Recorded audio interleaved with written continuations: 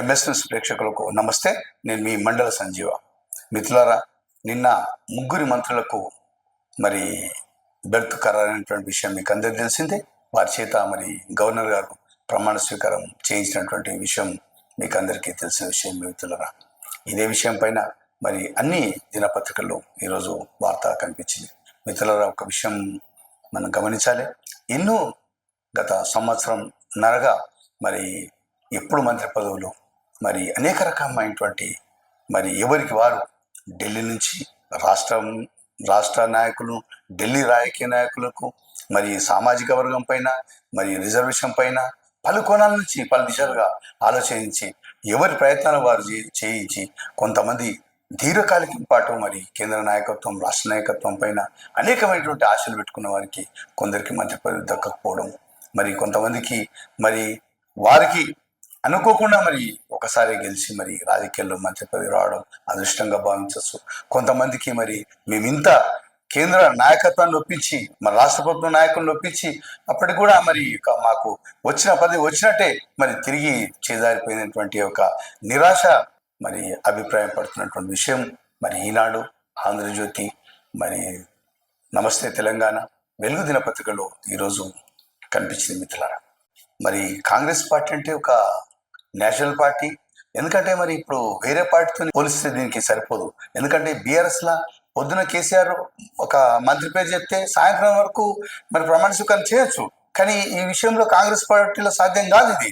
ఎందుకంటే మరి కేంద్ర నాయకత్వాన్ని ఒప్పించాలి, మరి రాష్ట్ర ప్రభుత్వం సీఎంకు సయోధ్య ఉందా లేదా, ఈయన పట్ల మరి ఇంటెలిజెన్స్ రిపోర్టు, మరి ప్రజల పట్ల ఉన్నటువంటి అవగాహన అవన్నీ తీసుకొని మనం చేయాల్సినటువంటి పరిస్థితి కాంగ్రెస్ పార్టీలో ఉంటుంది. ఆ యొక్క కోణం దిశగా మరి ఎమ్మెల్యేల పనితీరు పైన ఆయన ఎన్నిసార్లు గెలిచిండు, మరి ప్రజలకు పనికొచ్చిన నాయకుడైనా మరి ఎన్ని రోజుల నుంచి పార్టీకి సేవ చేస్తుండు అనేటువంటి పలు కోణాల నుంచి మరి ఆలోచన చేసి మరి ఈ యొక్క మంత్రివర్గ ఏర్పాటు అనేటువంటిది కాంగ్రెస్ పార్టీలో సాధ్యం సుసాధ్యం కూడా అనేటువంటి విషయం కూడా మరి కాంగ్రెస్ పార్టీలో కనిపిస్తుంది. మిత్రులారా, మరి ఈ యొక్క సీఎం రేవంత్ రెడ్డి సర్కారు కొలువుదీరి సుమారు ఒక 18 నెలలు జరుగుతున్నప్పటికీ మరి ఇప్పటి వరకు మంత్రివర్గ విస్తరణ అనేటువంటి మాట తరచూ వింటూ వస్తున్నాము.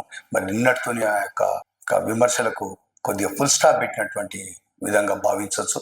మరి ఇంకా కూడా మొత్తానికి రాష్ట్ర ప్రభుత్వానికి ఉన్నటువంటి పరిధి ఏంటంటే మొత్తం ఒక 18 మంది మంత్రులను మరి ఒక తెలంగాణ రాష్ట్ర ప్రభుత్వంలో నియమించవచ్చు అనేటువంటి నిబంధన మాత్రం ఒకటి ఉంది. మిత్రులారా, నిన్న జరిగినటువంటి యొక్క ముగ్గురు మంత్రుల విషయానికి వస్తే కాంగ్రెస్ పార్టీ నాయకత్వం మరి కేవలం ఒక సామాజిక దృష్టిపైనే ఆలోచన చేసినటువంటి విషయం స్పష్టమవుతుంది. మిత్రులారా, రాబోయే ఎన్నికలను దృష్టిలో పెట్టుకొని మంత్రివర్గ విస్తరణ జరిగిందనేటువంటి విషయం చూసిన మిత్రులారా అన్ని పత్రికలు దాదాపు. ఎందుకంటే మరి యొక్క సామాజికం పట్ల మరి కాంగ్రెస్ పార్టీ కేవలం ప్రకటనలకే పరిమితం అవుతుందా, మరి నిజంగా అమలు చేస్తుందా? మరి కేవలం మొన్నటికి ఇప్పటికిప్పుడే 42% మరి అసెంబ్లీలో మరి బిల్లు ప్రవేశపెట్టి కేంద్ర ప్రభుత్వానికి ఆమోదం పంపి మరి అమలు కూడా చేయలేదు అనేటువంటి విమర్శను మరి మనకెందుకు అనేటువంటి విషయంగా ఆ దిశగా కూడా ఆలోచన చేసి మరి సామాజికానికే పెద్దపీట వేయాలని చెప్పేసి ఒక సీఎం రేవంత్ రెడ్డి కూడా ఆ పట్లనే ఆ దిశగానే మరి యొక్క పావులు కదిలిపించినట్టుగా మనం ముగ్గురు మంత్రుల విషయంలో ఎంపిక అనేటువంటి విషయం స్పష్టమవుతుంది. మిత్రులారా, మరి ఎంఎస్ ఛానల్ కూడా మరి కొన్ని నియోజకవర్గాల్లో ఈ యొక్క కొంతమంది నాయకులను కదిలించినప్పుడు వారి అభిప్రాయం తెలుసుకునే ప్రయత్నం చేసింది. అదే నేపథ్యంలో మరి వేములవాడ నుంచి ప్రాతినిధ్యం వహిస్తున్నటువంటి ఆది శ్రీనివాస్ ప్రస్తుతం ప్రభుత్వ విప్గా ఉన్నారు.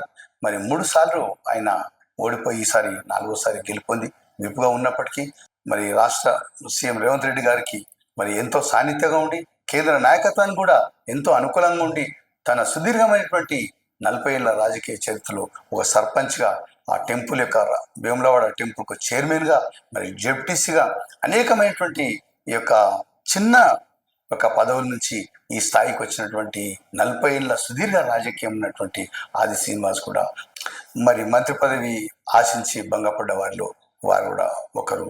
మిత్రులారా, ఎందుకంటే రుద్రాంగిలో ఆయన మొట్టమొదలు జన్మించి రోజు ఉదయం ఆయన దినచర్య చూస్తే నాకు తెలిసి ఆయన యొక్క సన్నిహితుల ద్వారా సేకరించినటువంటి సమాచారం మేరకు ఆయన సుమారు ఒక సంవత్సరంలో ఒక 20-30 రోజులు కూడా ఇంట్లో భోజనం చేయడం ఆయన కార్యకర్తల దగ్గర, నాయకుల దగ్గర, మరి యొక్క ఎక్కడ రోజు పర్యటన కరెక్ట్ ఒక నిర్దేశంగా ఒక ఊరికి వెళ్ళి ఆ ఊర్లో సమస్యలు తెలుసుకొని యావత్ మొత్తం దినమంతా కూడా ఈ యొక్క పార్టీతోని కార్యకర్తతోని మమేకమైనటువంటి శ్రీనివాస్ గారికి కూడా మరి యొక్క ఆశావులు అనేటువంటి దాంట్లో నిరాశ నిస్పృహల దాంట్లో మరి ఆ లిస్టులో కూడా ఆది శ్రీనివాస్ ఉన్నటువంటి సమాచారం మనకు కనిపిస్తుంది మిత్రులరా.